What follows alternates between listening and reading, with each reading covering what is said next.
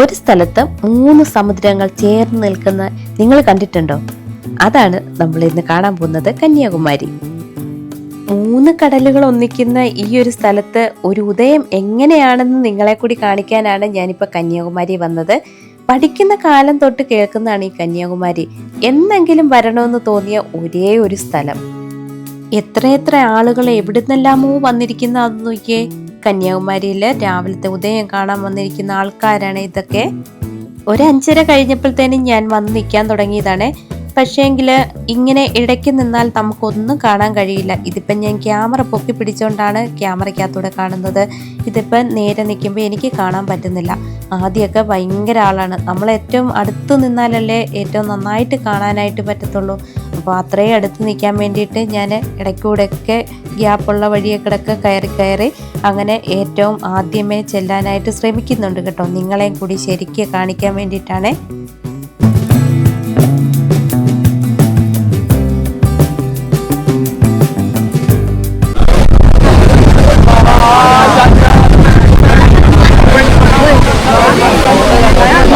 ഇവിടെ നിൽക്കുമ്പോൾ ഉള്ള ആ സൗണ്ടൊക്കെ നിങ്ങൾ കേട്ടോ. ഒരു വശത്ത് അറബിക്കടല്, മറ്റൊരു വശത്ത് ബംഗാൾ ഉൾക്കടൽ, പിന്നെ മൂന്നാമത് വരുന്നത് ഇന്ത്യൻ മഹാസമുദ്രം എന്നീ 3 സമുദ്രങ്ങൾ ഒന്നിക്കുന്ന ഒരു സ്ഥലമാണിത്. അതുതന്നെയാണ് ഇവിടുത്തെ ഏറ്റവും വലിയൊരു അത്ഭുതം. നിങ്ങൾ ദൂരേക്ക് നോക്കിയേ. ആദ്യമേ കണ്ട പോലാണോ? ചെറിയൊരു റെഡ് കളറൊക്കെ കൂടി വരുന്നതായിട്ട് നിങ്ങൾക്ക് കാണുന്നില്ലേ? ഞാൻ എങ്ങനെ ഇവിടെ നിന്ന് കാണുന്നോ അതേപോലെ തന്നെയാണ് നിങ്ങളെ കാണിക്കുന്നത്. ഓരോ സമയം റെഡ് കൂടി വരുന്നതായിട്ട് നിങ്ങൾക്ക് തോന്നുന്നുണ്ടോ? വിവേകാനന്ദ പാറയാണ് നമ്മൾ കാണുന്നത്. ആ പാറയുടെ ഇടയ്ക്കൂടെയാണ് നമ്മളിപ്പം സൂര്യോദയം കാണാൻ പോകുന്നത്. അപ്പോൾ അതെങ്ങനെയായിരിക്കും എന്നുള്ളത് ഒരു എക്സൈറ്റ്മെന്റ് ആണ്. ഞാൻ നോക്കിയപ്പം റെഡ് കളർ കൂടി വരുന്നിടത്തായിരിക്കും സൂര്യൻ വന്നു ചേരുന്നതെന്നാണ് എൻ്റെ ഒരു വിശ്വാസം. എന്നാൽ എൻ്റെ ആ വിശ്വാസത്തെ നേരെ തകിടം മറിച്ചുകൊണ്ട് അങ്ങനെയല്ല കേട്ടോ ഉദയം. നിങ്ങൾ ഇന്ന് നേരിട്ട് കണ്ടോ. ഈ ഒരു വീഡിയോയ്ക്കകത്തൂടെ അത് ശരിക്കും കാണാനും സാധിക്കുവേ. ജീവിതത്തിലെ തിരക്കുകളിൽ നിന്നൊക്കെ ഒന്ന് മാറി നിന്ന് ഈ സ്ഥലമൊക്കെ ഒന്ന് കാണണം കേട്ടോ. അത് നമ്മളെ വലിയൊരു പാഠം തന്നെയാണ് പഠിപ്പിക്കുന്നത്. ഇവിടെ നിൽക്കുമ്പോൾ നമ്മൾ ചെറുതായിട്ട് നിൽക്കുന്ന പോലെ തോന്നിയ പ്രകൃതി എത്ര വലുതാണെന്ന് നമുക്ക് അന്നേരം മനസ്സിലാകും. ഒരിക്കലെങ്കിലും നിങ്ങൾ ഇവിടെ വന്ന് പോകണം കേട്ടോ. വരാത്തവരുണ്ടെങ്കിൽ ഉറപ്പായിട്ടും വരണം. പിന്നെ ഇന്ത്യയിലെ സൂര്യൻ ആദ്യം ഉയരുന്ന ഒരു സ്ഥലങ്ങളിൽ ഒന്നാണ് ഈ കന്യാകുമാരി എന്ന് പറയുന്നത്. ദേ അങ്ങോട്ട് നോക്കിയേ. ഭയങ്കര ആ വെട്ടം കാണുന്നിടത്ത് ആ സൂര്യൻ ഇങ്ങനെ മിന്നി വരുവാന്നൊക്കെയാണ് എൻ്റെ ഒരു ധാരണ. എന്താ അങ്ങനെയൊന്നുമല്ല. താഴെ കണ്ട ഒരു മിന്നായം പോലെ കണ്ടോ ഇങ്ങനെ കയറി വരുന്ന ഒരു ചെറിയ വെട്ടം, അതാ സൂര്യോദയം. എൻ്റെ മനസ്സിൽ കണ്ടതുപോലെയല്ല കേട്ടോ. അതാ ഞാൻ പറഞ്ഞത്, കാണാത്തവരുണ്ടെങ്കിൽ എന്നെങ്കിലും സമയം പോലെ നിങ്ങൾ പോയി കാണണേ. കാണണമെന്ന് പറഞ്ഞാൽ അത് മസ്റ്റായിട്ട് കാണണം. ഇപ്പം കിട്ടുന്ന ആ ഒരു ഫീൽ ഉണ്ടല്ലോ, അത് നമുക്ക് പറഞ്ഞറിയിക്കാൻ പറ്റത്തില്ല.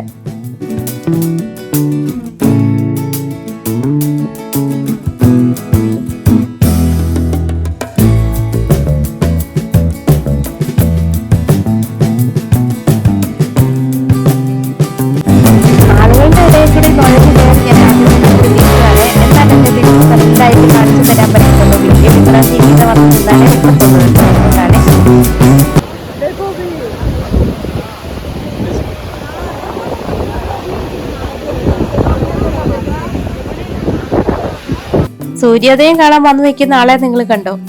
ഇവിടെ പിന്നെ ഒരു വിഗ്രഹമൊക്കെ ഉണ്ട്. അങ്ങനെ നമ്മുടെ സൂര്യൻ കുറച്ച് കഴിഞ്ഞപ്പോഴത്തേനും കുറച്ചുകൂടെ മുകളിലോട്ട് പൊങ്ങി കേട്ടോ. ഇപ്പൊ എല്ലാവരുടെയും മുഖത്തൊരു ഗോൾഡ് കളർ പോലൊക്കെയാണ് നമുക്ക് തോന്നുന്നത്.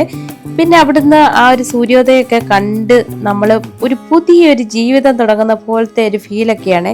കന്യാകുമാരി എന്ന് കേൾക്കുമ്പോൾ എന്തെങ്കിലുമൊക്കെ സാധനമൊക്കെ പർച്ചേസ് എടുത്താൽ നമ്മൾ വരുമോ? എല്ലാവരും വാങ്ങിച്ചോണ്ട് വന്നൊക്കെ നമ്മൾ കണ്ടിട്ടുമൊക്കെ കേട്ടിട്ടുമൊക്കെ കാണും. അപ്പോൾ ഇവിടെ വന്നാൽ എല്ലാം ചീപ്പ് റേറ്റ് ആണ് കേട്ടോ. എല്ലാം വിലക്കുറവാണ്. അപ്പോൾ എന്ത് സാധനം വേണേലും കുട്ടികൾക്കൊക്കെ ഒരുപാട് സാധനങ്ങളുണ്ട്. അതൊക്കെ നമുക്ക് വാങ്ങിച്ചോണ്ട് പോകാം.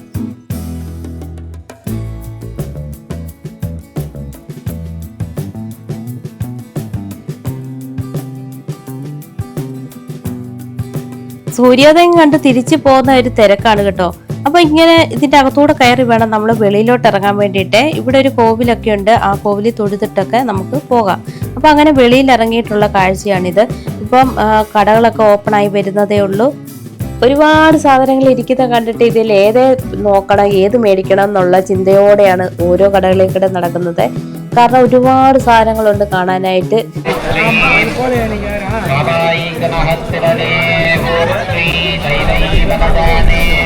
ഇതിന്റെ അകത്ത് ക്ഷേത്രം ഉണ്ടെന്നൊക്കെ ഞാൻ പറഞ്ഞില്ലേ, അവിടുത്തെ സൗണ്ടൊക്കെയാണ് നമ്മളിപ്പോ കേൾക്കുന്നത്. ശംഖ് തന്നെയുള്ള കടകളൊന്നും ഞാൻ അങ്ങനെ കണ്ടിട്ടില്ല കേട്ടോ. ഇവിടെ വന്ന് അതും കണ്ടു. ശംഖിന്റെ തന്നെ ആയിട്ട് വിൽക്കുന്ന കടകളാണ്, വേറെ സാധനങ്ങളൊന്നുമില്ല, അതിന്റെ ഐറ്റംസ് തന്നെ. ഇതെല്ലാം പെട്ടെന്ന് കണ്ടിട്ട് പോകാമെന്ന് ആരും വിചാരിക്കേണ്ട. കണ്ടാലും മതി വരുകയില്ല, അതുപോലെ ഐറ്റംസ് ഉണ്ട് കാണാനായിട്ട്. 2-3 ദിവസമൊക്കെ എടുത്ത് കാണാൻ മാത്രം ഉണ്ട് കേട്ടോ. അതുപോലെ നമുക്ക് ഇഷ്ടപ്പെടുമില്ല അവിടെ നിന്ന് നടന്ന് കാണാനായിട്ട്. ഇപ്പം നമ്മൾ താഴോട്ട് പോകുന്നത് വിവേകാനന്ദ പാറയിലോട്ട് പോകാൻ വേണ്ടിയിട്ടാണ്. ഇവിടുന്ന് കുറച്ചുകൂടെ താഴോട്ട് ഇറങ്ങി കഴിയുമ്പോഴത്തേനാണ് വിവേകാനന്ദ പാറയിലോട്ട് പോകാനുള്ള ക്യൂ ഒക്കെ തുടങ്ങുന്നത്. അപ്പോൾ അങ്ങോട്ട് പോകാൻ വേണ്ടിയിട്ട് നമ്മൾ പോവാണ്. കഴിഞ്ഞ വീഡിയോയ്ക്കകത്ത് ഞാൻ പറഞ്ഞായിരുന്നു, ഞാനൊരു തീർത്ഥാടന യാത്രയായിട്ട് ഇറങ്ങിയതാണ്. ഒരു 10-48 പേരുണ്ട് കേട്ടോ. അപ്പോൾ എല്ലാവരും ഓരോ വഴിക്കൂടെ ഓരോ കാഴ്ചകളൊക്കെ കണ്ടുപോയി. അപ്പോൾ ഒരു സമയം വെച്ചിട്ടുണ്ട്, ആ സമയത്ത് എല്ലാവരും കൂടി ഒന്നിച്ചാൽ മതി. മരുത്തുമല വീഡിയോ ഒക്കെ ഇട്ടിട്ടുണ്ട്, അതും പോയി കാണണേ.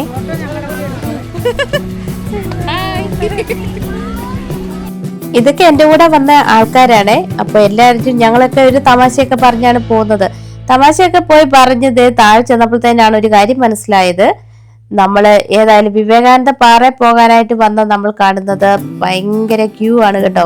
അപ്പോൾ എനിക്ക് നിങ്ങളോട് പറയാനുള്ളത്, വിവേകാനന്ദ പാറ പോകാനും അവിടുത്തെ ബ്രിഡ്ജ് കാണാനും ഒക്കെ പോകാൻ ആഗ്രഹമുള്ളവര് നേരെ സൂര്യോദയം കണ്ടിട്ട് ഇവിടെ വന്ന് ക്യൂ നിൽക്കുക. അന്നേരം നമുക്ക് പോയി കാണാനായിട്ട് സാധിക്കും. ഞങ്ങൾ കാണിച്ച മണ്ടത്തരം എന്ന് പറഞ്ഞാൽ റൂമിലൊക്കെ ഒന്ന് പോയി ഫ്രഷ് ആയിട്ട് തിരിച്ചു വന്നപ്പോഴത്തേന് ഇവിടെ ഭയങ്കര ക്യൂ ആയിപ്പോയി.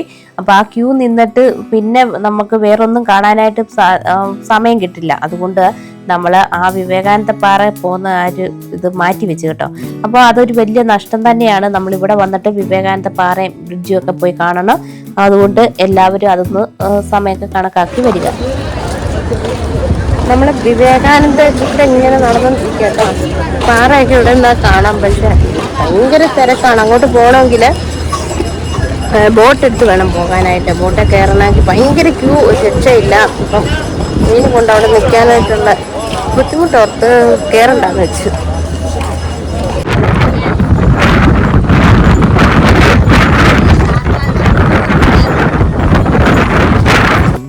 എന്തൊരു കാറ്റാന്ന് നോക്കിയേ, എന്തൊരു സുഖാന്നറിയോ.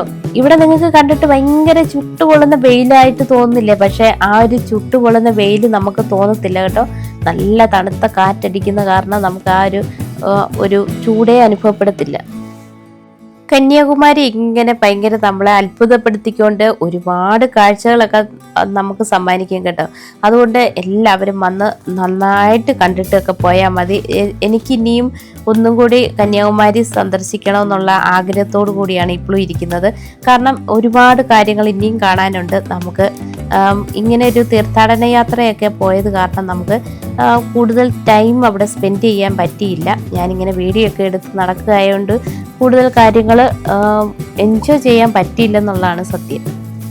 ഒരിക്കൽ വന്നാൽ വീണ്ടും വീണ്ടും വരണമെന്ന് തോന്നുന്ന ഒരേ ഒരു സ്ഥലം ഈ കന്യാകുമാരിയാണെന്ന് എനിക്ക് പറയേണ്ടി വരും. കാരണം അത്രയ്ക്ക് ഭംഗിയാണ്, ഒരുപാടുണ്ട് കാണാനായിട്ട്. ഈ കിടക്കുന്ന ഉടുപ്പൊക്കെ 50 രൂപയുടെ ഉടുപ്പൊക്കെയാണ്. അങ്ങനെ ഇവിടുത്തെ കുറേ കാഴ്ചകളൊക്കെ കണ്ടത് ഞങ്ങൾ തിരിക്കുകയാണ് കേട്ടോ. ഞങ്ങൾ വന്ന വണ്ടിയാണ്, പിന്നെ ഞങ്ങളുടെ കൂടെ വന്ന ആൾക്കാരുമാണ് ഈ പോകുന്നത്. അപ്പോൾ നമുക്കിനി അടുത്തൊരു നല്ലൊരു വീഡിയോ ആയിട്ട് കാണാം. അപ്പോൾ വീഡിയോ കണ്ട് എല്ലാവരും അഭിപ്രായമൊക്കെ പറയണം കേട്ടോ.